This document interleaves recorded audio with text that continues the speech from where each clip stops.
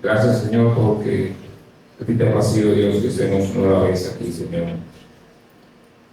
Con un corazón dispuesto, Señor, a alabarte, a glorificarte, Señor, a darte gracias, Señor, por todo lo que tú nos das cada día, por tus provisiones, por la salud, por nuestra familia, Dios.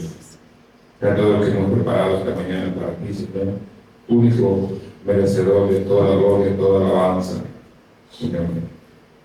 Tenemos este culto en tus manos, Dios, esa para honra y gloria de tu nombre, Dios.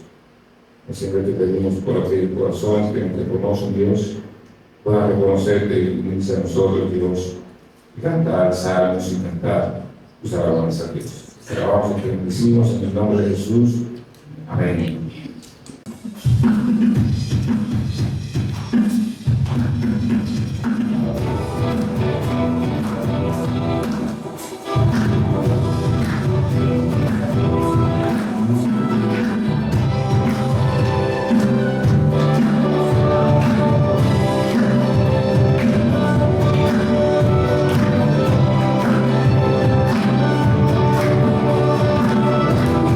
Llena mi corazón.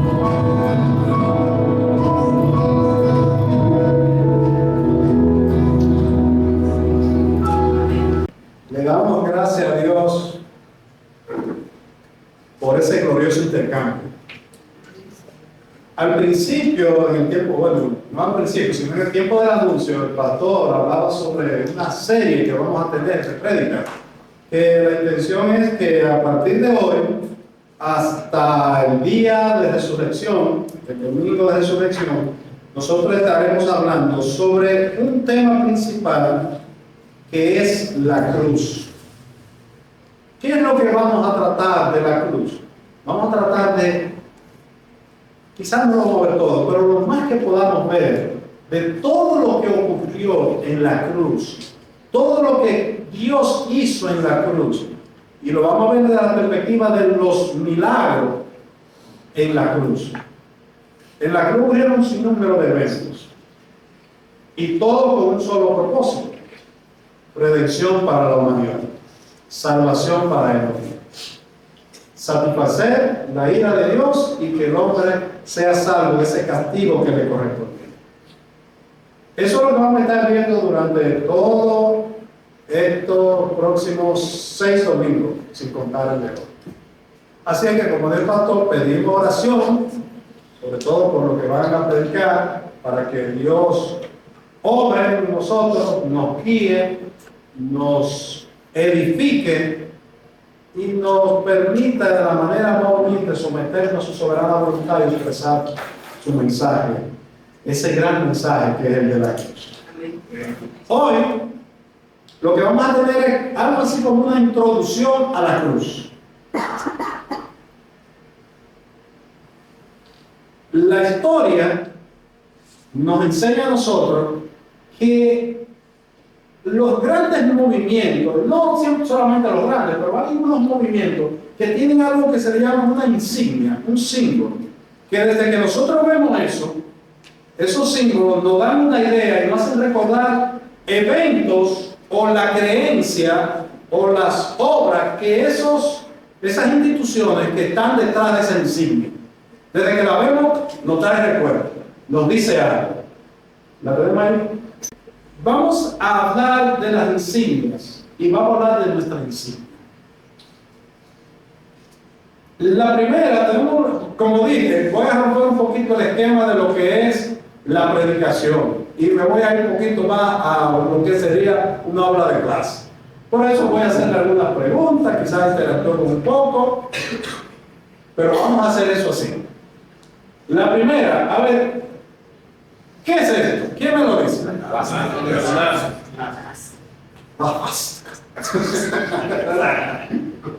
¿Y qué dice cuando la ven? ¿Qué recuerda?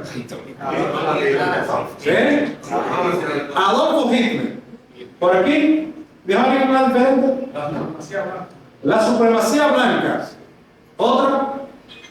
La Segunda Guerra Mundial. Los nazis. El holocausto de los judíos, la muerte. Miren cuántas cosas dice esa cruz, porque se llama así, la cruz es básica. Todo eso no lo dice solamente con ver. Pero esa cruz tiene un significado en otras culturas. Antes de lo alemán, posiblemente muchos miles de años antes, ya lo utilizaba y tenía un simbolismo que, así como la ven que está como a favor del reloj, que va como girando, lo que quería decir era que así iba moviéndose el sol y iba produciendo y creando y dando frutos. Las estaciones del año también las representaban. O sea, en su origen era muy chévere, muy bueno. Prosperidad. Luego cambió, ¿verdad? Y esa es la que ustedes, casi todos sabemos, ¿verdad? Que es lo que ustedes dijeron. También tenemos obra. Esa un poquito. Vamos a ver. Lo que ven muchos muñequitos, ¿sabes? Un loto. Una flor de loto. ¿Y qué les recuerda eso? ¿Qué le viene a su mente? Representa también la primavera. Representa la primavera. ¿Qué más? Los japoneses. Los orientales. ¿Qué más? Yoga.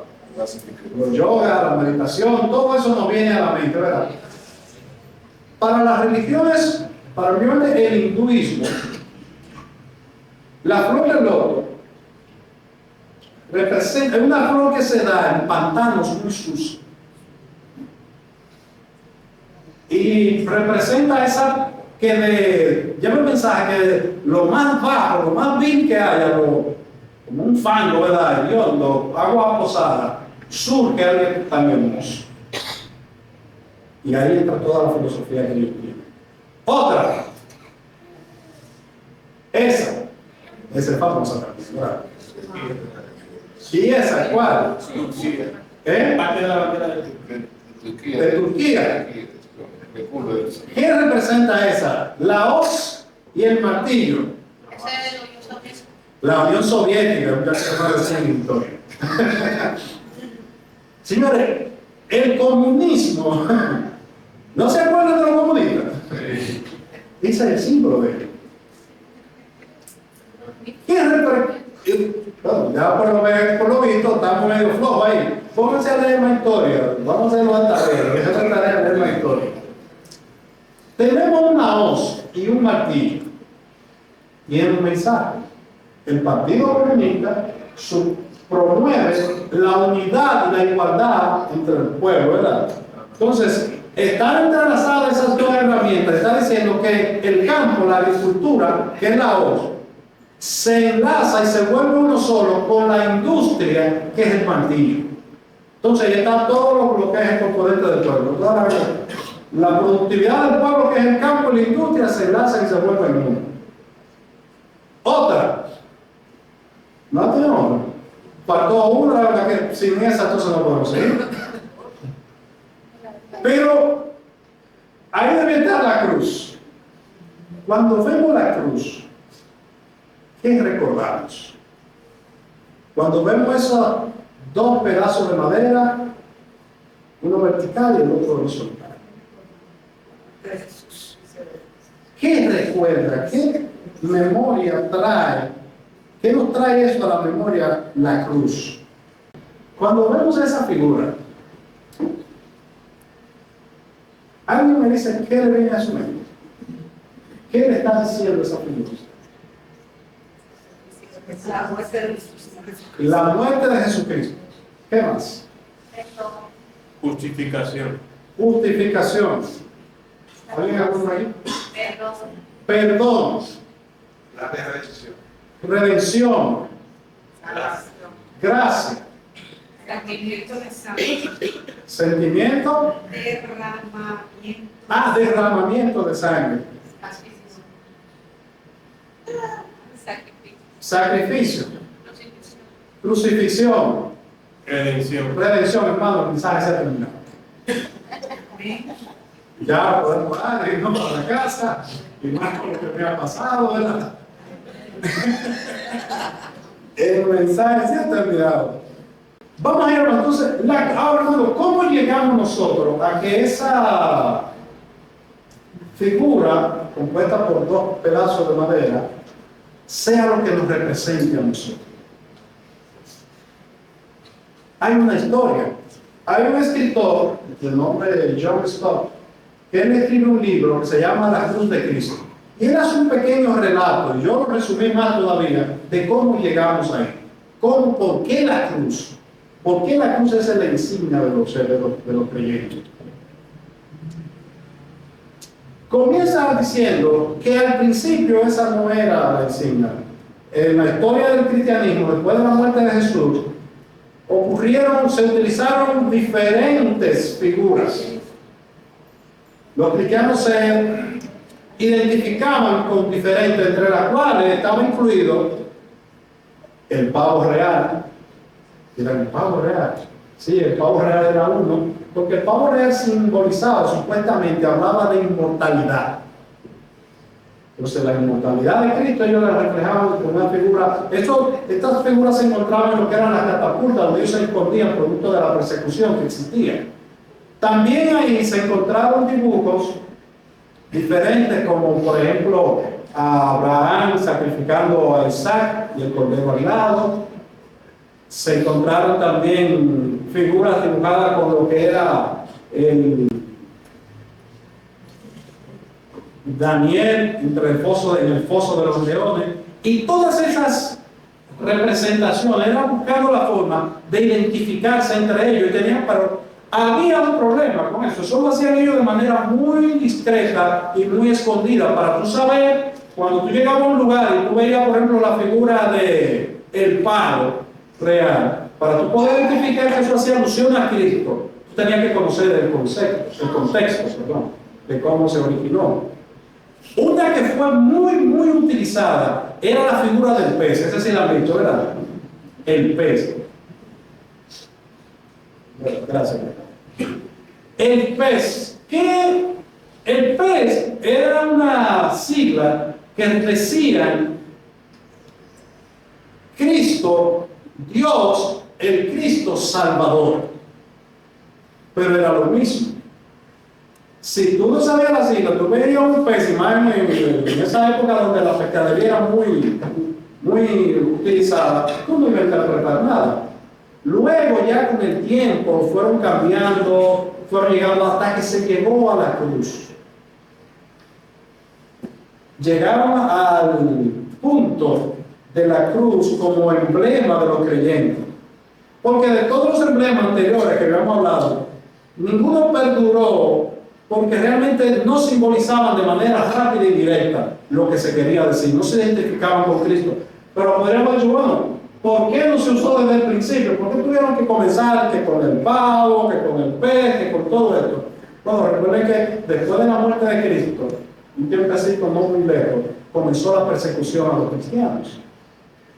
No podían andar públicamente mostrando algo que inmediatamente lo identificara con aquel que fue crucificado bajo una acusación injusta de rebeldía y todo eso. Entonces lo hacían así, pero llegaron, dice John Stott, que una de las razones por el cual el emblema fue aceptado, voy a leer una porción que él dice, que la cruz fue el emblema aceptado porque era un emblema cristiano que se acepta universalmente debido, obviamente, a hablar de manera directa de la persona de Jesucristo. Había otras alternativas que los cristianos pudieron haber usado o pudieron haber elegido, desde el pesebre, donde fue puesto el niño Jesús cuando nació, o el banco de carpintero en que trabajó siendo joven en Nazaret, significando así el trabajo manual. Podría haber sido el barco desde el cual enseñó a la multitud en Galilea, o el paño que tomó y que se ciñó para lavar los pies a los apóstoles, lo cual hubiera hablado de su espíritu de humildad y de servicio. También estaba la piedra que, al ser quitada de la entrada de la tumba de José, hubiera servido como símbolo para proclamar su resurrección. Cualquiera de estos símbolos hubiera resultado adecuado para señalar algunos de los aspectos del ministerio de Jesús. No obstante, el símbolo elegido fue una sencilla cruz, dos varas ya constituidas desde el antiguo en un símbolo cósmico de eje entre el cielo y la tierra. Pero los cristianos lo eligieron por una razón más significativa. No querían que la conmemoración de Jesús tuviera como centro su nacimiento ni su juventud, enseñanza, servicio, resurrección o reinado. Tampoco querían que fuera el don del Espíritu Santo. Y eligieron la cruz porque era el centro de la crucifixión, el centro de la salvación. La cruz fue elegida en la historia del cristiano, y entendemos, hermano, para que sepa, que estamos hablando que en la historia nada ha ocurrido por casualidad. En la historia, los eventos que han afectado a la iglesia, a los cristianos y a los no cristianos, a todo el mundo, son eventos previamente concebidos y planificados por Dios. Entonces la cruz estaba dentro de esos planes de Dios. Estaba tan arraigada en los planes de Dios que era el único medio por el cual nosotros podíamos llegar a ser salvos. Se aceptó la cruz. Ahora, con la cruz, siguiendo con la historia, ya que es establecida y se está siendo usada, a mediados de eso del siglo II, ya la cruz no era solamente dibujada en paredes o en lugares, sino ya que ya se utilizaba incluso para hacer lo que nosotros conocemos como la presignación. Presignación. Hacían esto. Ahora, ¿por qué lo hacían? Era muy diferente de la intención que existió después a la que existió en ese momento. Recuerden que estamos hablando de una insignia para identificar, para darse a conocer. Hacían esa seña en su cuerpo, y los demás, cuando veían a alguien haciéndolo, decían: ese es de los seguidores de Cristo, ese es de los míos. Se la hacían a otro también para identificarse entre ellos. O sea que la señal de la cruz en el cuerpo de los seres de nosotros, desde el principio tuvo una muy buena intención, que era la de identificarse. Ahora, ¿qué ocurrió? Lo que pasa casi siempre. El ser humano se hace especialista en dañar las cosas buenas. Comenzó entonces a atribuirse a esa seña supersticiones, poderes milagrosos y otras cosas que hoy la vemos, ¿verdad? Que te libra, te cuida, te protege. Se distorsionó la intención principal, que era la de identificar. Llegamos hasta Constantino. Constantino toma la cruz, tuvo un sueño y vio una cruz, y en el sueño le dijeron: con esa insignia vencerá, toma esa insignia y vencerá. Y así él tomó la insignia, se la puso como estandarte a todos sus soldados, en sus escudos y todo eso, y se convirtió en su insignia de su reino, de su imperio. O sea, poco a poco se fue individualizando el significado real de la cruz. Poco a poco nos fuimos alejando de esa figura. Hasta el punto, hermano, no sé, hoy en día yo creo que estamos más suaves. Pero yo recuerdo en mis inicios, no hace mucho, que yo llegué a la iglesia,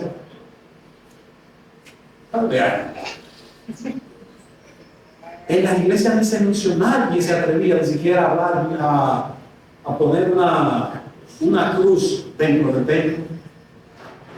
Se rechazaba,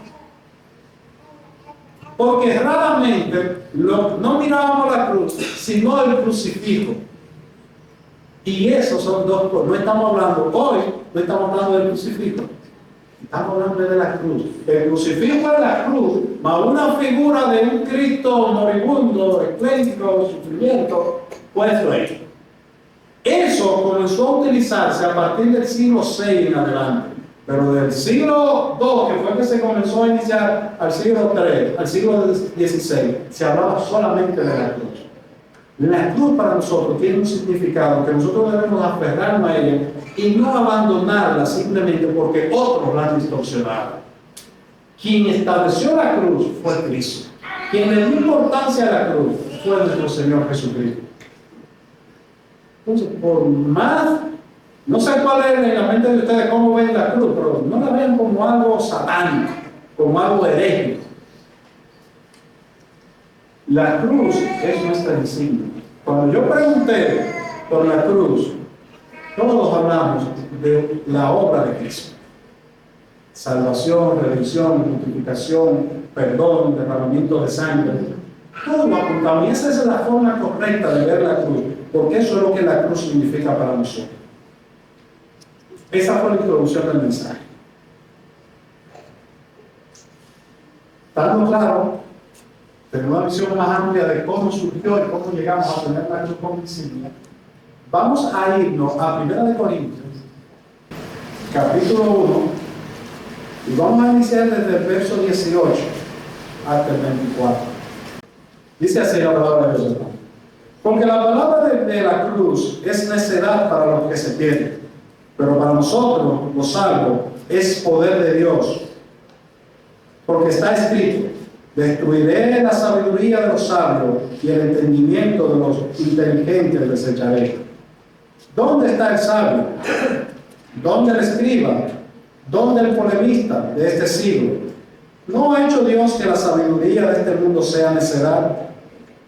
Porque ya que en la sabiduría de Dios el mundo no conoció a Dios por medio de su propia sabiduría, agradó a Dios mediante la necedad de la predicación salvar a los que creen, porque en verdad Los judíos piden señales y los griegos buscan sabiduría. Pero nosotros predicamos a Cristo crucificado, piedra de tropiezo para los judíos y necedad para los gentiles. Mas para los llamados, tanto judíos como griegos, Cristo es poder de Dios y sabiduría de Dios, porque la necedad de Dios es más sabia que los hombres y la debilidad de Dios es más fuerte que los hombres. Queridos hermanos, nos derrame bendición sobre esta palabra que hemos leído de su palabra. Este texto, yo lo resumí en una manera rápida, nos quiere decir que para los judíos, tanto como para los gentiles, el mensaje de salvación de Dios, que es a través de la cruz, era una necedad, era algo absurdo, carente de cualquier lógica posible para entender que un Dios grande, majestuoso y poderoso había muerto en una cruz. Que Dios había utilizado ese método para salvar era algo que no era aceptado en la mentalidad ni de los judíos ni de los gentiles. Por eso ellos lo consideraban como una necedad, como algo absurdo. Era necedad para ellos. Ahora, para el creyente, la palabra de la cruz, la crucifixión de Cristo, significa poder y salvación. Significa sabiduría.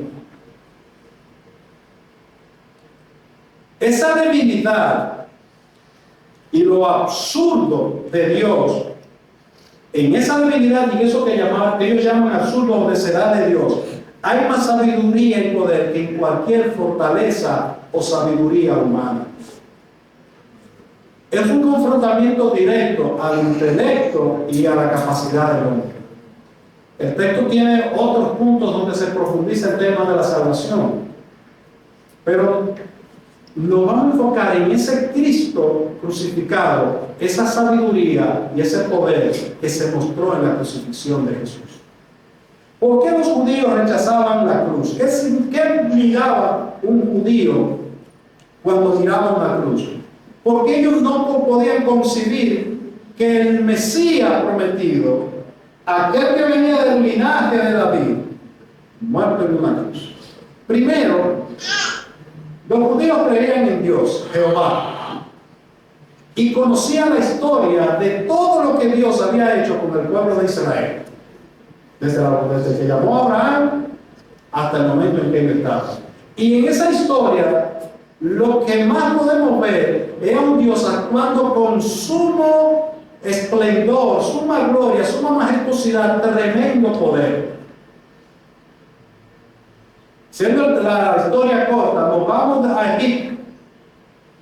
La Biblia nos dice que Dios sacó a Egipto, al pueblo de Israel de Egipto, con poder de su mano, reconocido tanto por los egipcios como por el mismo pueblo. Las 10 plagas.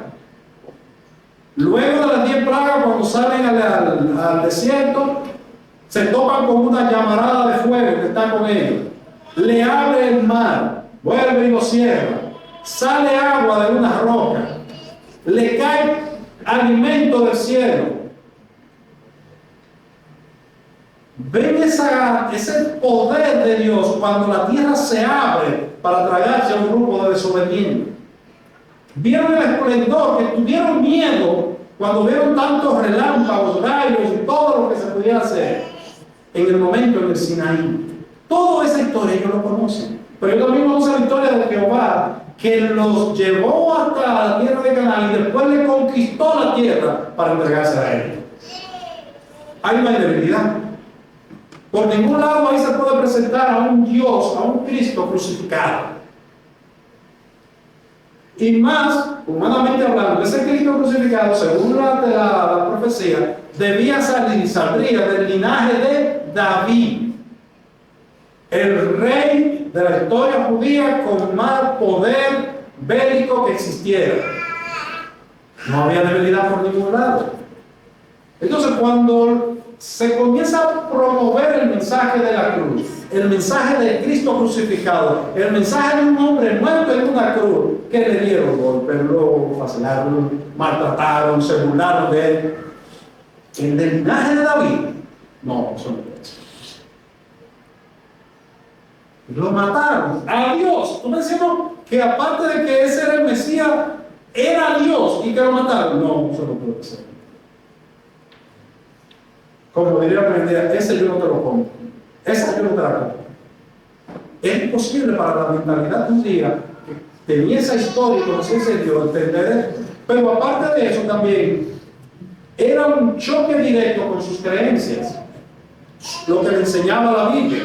Porque en Deuteronomio, capítulo 21-23, se maldice a todo hombre, a todo aquel que ha sido colgado en un madero, es un maldito. Entonces, ya tenemos dos puntos fulminantes para no creer en Jesús. Dios muriendo en una cruz. El Mesías del linaje de David muerto en una cruz y no hizo nada para restaurar. Vale al paso, no hizo nada para restaurar la gloria del pueblo de Israel. Y tercero, uno que la misma Biblia dice que es maldito, tú me vas a decir a mí que es mi Salvador, que es el bendito. No, yo no tengo eso. Pedían señales, porque recordaban a ese Dios poderoso. Querían que Dios les mostrara, yo soy Dios y mira aquí mi poder. Pero se olvidaron, no pudieron ver la necedad, el pecado, lo tenía igual que nos tiene a nosotros hoy en día tan nublado, que no podemos ver que en la obra de la salvación, en esa muerte en la cruz, fue el despliegue más grande de poder que pudo haber existido. Vamos a ver en los próximos, como le dije en esta introducción, pero en los próximos, vamos a ver todo el poder, toda la majestuosidad de Dios en cada evento que ocurrió en la cruz. La salvación, hermano, ha sido un despliegue de poder y autoridad y majestad de Dios. Y todo ese despliegue de poder fue para salvarnos su propia vida. Los judíos no lo podían entender porque no conocían eso. Su mentalidad estaba cegada. Pero por otro lado, estaban los romanos, los gentiles.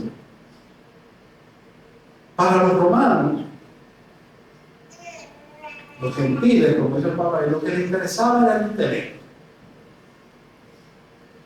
Ellos querían un argumento sólido, que fuera a producir un debate público. Ellos querían siempre estar buscando sabiduría, mayormente en la parte de los griegos, buscar nuevas ideas que surgieran para debatirlas. Por eso es que Pablo, en su estrategia, sabiendo que ellos lo que quieren es conocer siempre cosas nuevas y comenzar a debatirlas, su mejor introducción fue: oye, un Dios que ustedes tienen ahí, que se llama el Dios no conocido, yo lo conozco. Y por ahí una vez se habló, porque eso es lo que ellos querían: debate, enriquecer sus conocimientos. ¿Y qué argumento, qué de interesante hay en un crucificado? La crucifixión no fue creada por los romanos. La muerte de la cruz no fue creada por el Imperio Romano, fue perfeccionada por ellos. Pero desde mucho tiempo atrás existía lo que era la crucifixión. Ahora, en el momento de los romanos, aunque cuando la Biblia en Deuteronomio habla de colgado, no se está refiriendo a la crucifixión, se está refiriendo a la horca. En el pueblo de Israel la crucifixión no era practicada. En ningún momento de la historia se practicó. Aclaro eso, aunque habla de colgado y es relacionado, ellos lo relacionaban y lo hacían así. Ahora bien, los bárbaros, tiempos atrás, mucho antes de los romanos, fueron que iniciaron con la crucifixión. Los romanos la adoptaron y se volvieron especialistas. Y era una muerte sumamente cruel. Es posiblemente, está considerada, si no como una de las más crueles muertes que se aplicaban a una persona en la antigüedad. Porque no era una muerte lenta, Era un proceso de muerte lento, de mucho sufrimiento, de mucha angustia.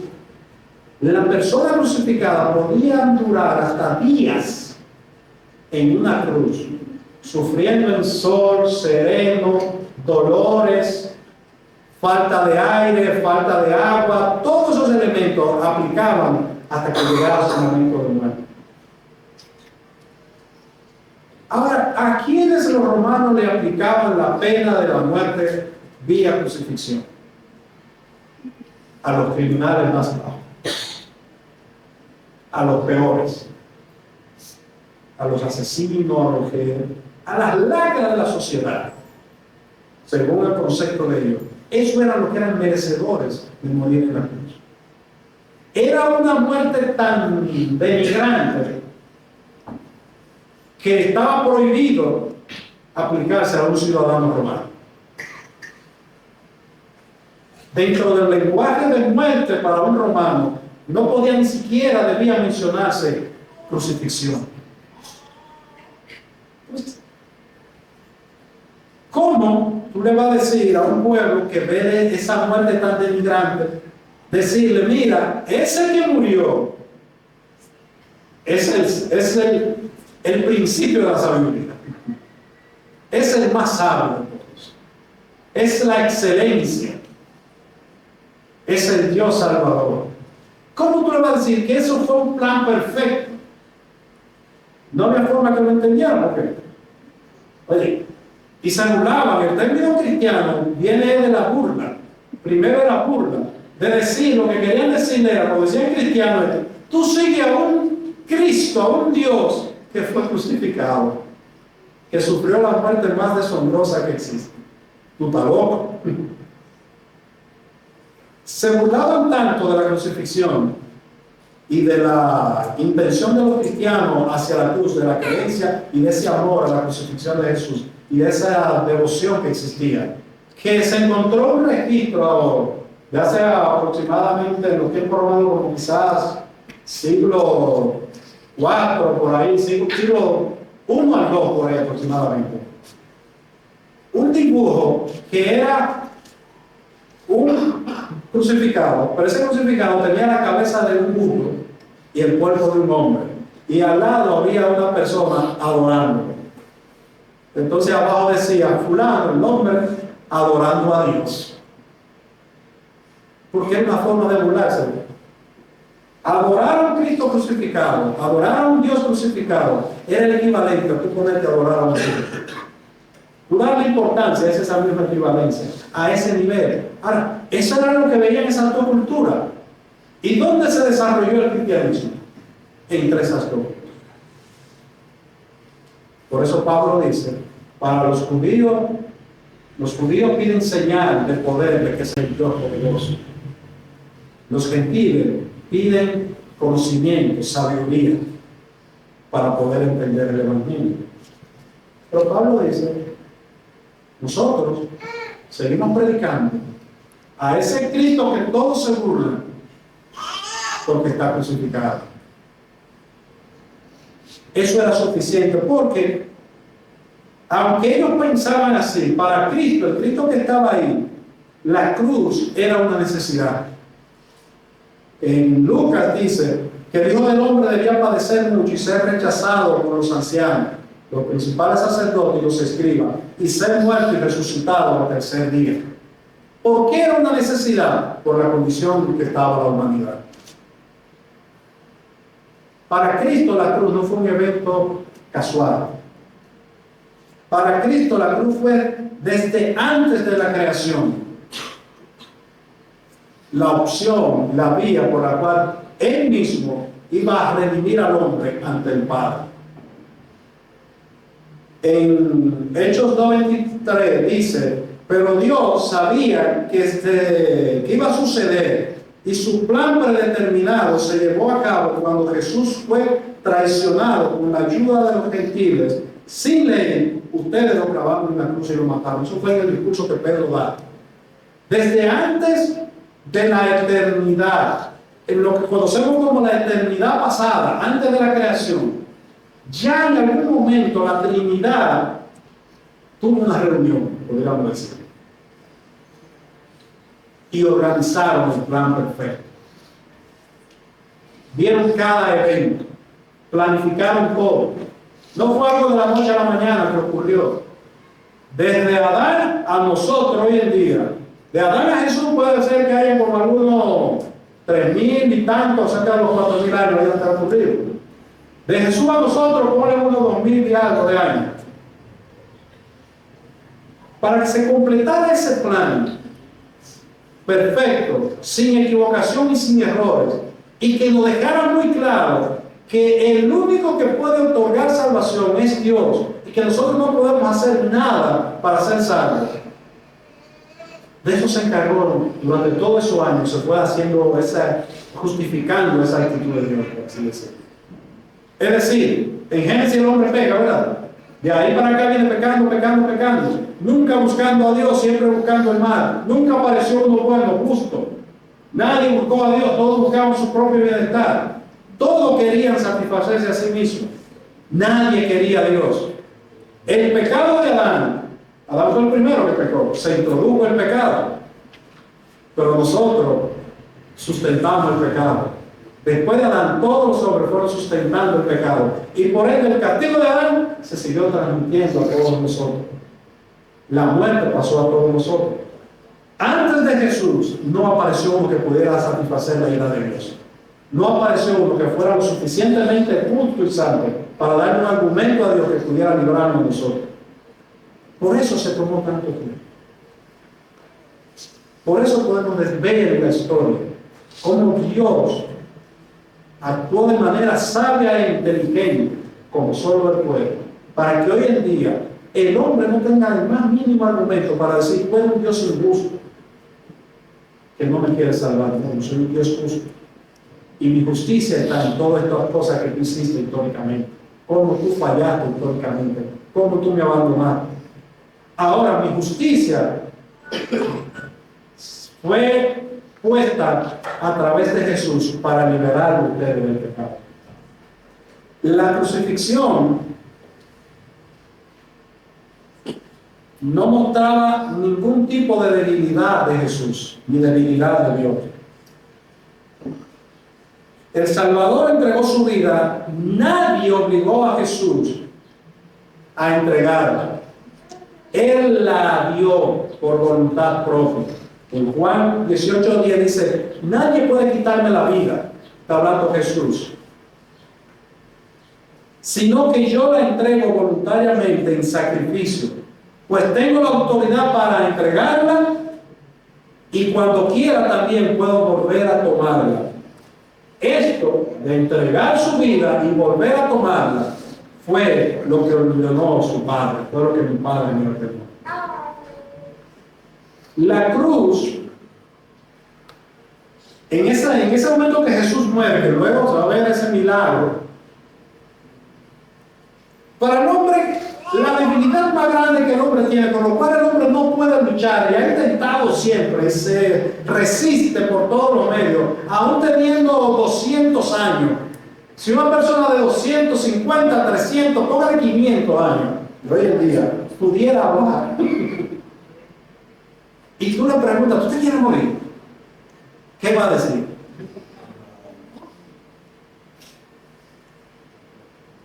Si le duele el dedo meñique, que venga al médico, porque eso puede ser peligroso.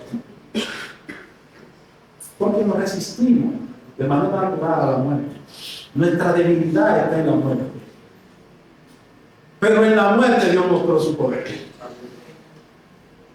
La debilidad de nosotros es muestra del poder de Dios. La muerte, que es la mayor debilidad del ser humano, en Cristo es la muestra del mayor poder que Él tiene. Y fue tanto que cuando Jesús, según el relato que nos da Mateo, murió, entregó su espíritu, tembló la tierra. El velo del templo se rasgó y abrieron sus puertas los sepulcros. Él muere y otros resucitan. Su muerte es vida. Lo que se entiende como una derrota fue un triunfo. No hay signo de debilidad La cruz no es un crucifijo donde vemos a un Dios muerto, semimuerto, maltratado, cléntico, débil. No, la cruz, nuestra cruz es poder. Todo el poder que Dios utilizó para redimirnos del pecado. Toda la gloria de Dios la podemos ver en la cruz, nuestra insignia. Cuando vemos la cruz, vamos a ver a Cristo. Vamos a ver su muerte, pero vamos a ver su victoria. Porque Él no murió y se quedó, sino que también resucitó. ¿Por qué? Porque eso le había ordenado el Padre. ¿Por qué? Porque Él tiene la autoridad suprema. Vivió y le ordenó la muerte que le devolviera a las personas que habían muerto. ¿Verdad? Murió y sin decir nada, la muerte entregó personas. Murió y Él mismo se resucitó. Hay más poder, queremos más poder de Él. Queremos más sabiduría de ver cómo ese plan fue orquestándose por todo, por miles de años. Nosotros vamos a ver en los próximos domingos cómo Jesús ahí en la cruz fue nuestro mediador cuando dijo: Padre, perdónalo porque no saben lo que hacen. Vamos a ver cómo Él demostró el poder para salvar, la autoridad absoluta que Él tiene para otorgar salvación cuando le dijo al ladrón: desde hoy estarás conmigo en el paraíso. Vamos a ver el sufrimiento, toda esa carga de sufrimiento, toda esa ira de Dios, cuando Él exclama: Dios mío, ¿por qué me amas? En ese momento, vamos a ver cómo Jesús se convirtió en ese sacrificio único y perfecto, sin necesidad de que hubiera más sacrificio. También vamos a ver a un Cristo que declara victoria y obra completada cuando dice: consumado es. También vamos a ver cómo todos esos eventos, Cristo fue el instrumento de misericordia del Padre hacia nosotros. También vamos a ver el cumplimiento de las profecías. Génesis, cuando le dice: y de tu simiente le dirá en la cabeza, y tú le dirás en el calcañar, y su simiente le dirá en la cabeza. En la cruz ocurrió, se cumplió. Nació de una virgen, de la simiente de la mujer, murió en la cruz, de la herida, en el calcañar, pero a la muerte, Satanás lo hirió en la cabeza, en el cuerpo fulminante. Veremos varios eventos, hermanos. Y todos esos eventos nos van a ayudar a nosotros a reconciliar posiblemente la forma en que nosotros vemos la cruz. Amar más la cruz. No verla como una figura con poderes sobrenaturales en ella, sino verla como el símbolo del poder sobrenatural de Dios mostrado a través de ella. Porque la cruz son dos palos puestos, uno vertical, otro horizontal. Bueno, también hay que se hacen inventarios, ¿verdad? Pero la cruz en sí no es más de ahí. No adoremos la cruz, pero adoremos lo que ella nos dice. No nos postremos ante la cruz, postremos ante aquel que murió en la cruz. No nos avergoncemos, los discípulos, aunque el muerto en una cruz, el crucificado, era un símbolo de vergüenza y de desprecio. Podemos ver cómo Pedro, Pablo escriben de Cristo crucificado, Juan, porque no tenían vergüenza. Porque para aquellos era vergonzoso, pero para nosotros no es vergonzoso. No tengamos vergüenza de proclamar el mensaje de la cruz hoy en día. Que otros se van a burlar, que otros lo van a encontrar ridículo, porque no ha cambiado eso, ¿verdad? Allá lo hacían bajo unos argumentos, que a la larga vienen siendo lo mismo, lo que le han cambiado la forma. No querían aceptarlo por esos argumentos. Hoy en día, ¿por qué no aceptan a la persona? ¿Por qué las personas rechazan la cruz de Cristo? ¿Por qué se burlan de nosotros? ¿Por qué nos ven como unos ignorantes, unos estúpidos, hasta podrían, que algunos dicen? Utilizan cualquier término para denigrarnos. Se burlan de Cristo. Ya ustedes ven que en las famosas festividades de los LGTB, y más cosas, usan la figura de Cristo para burlarse. No ha cambiado. El espíritu sigue siendo el mismo, el espíritu de rechazo sigue siendo el mismo. Pero Pablo más adelante lo dice a los mismos Corintios: yo a ustedes no le hablé de otra cosa que no fuera de Cristo crucificado.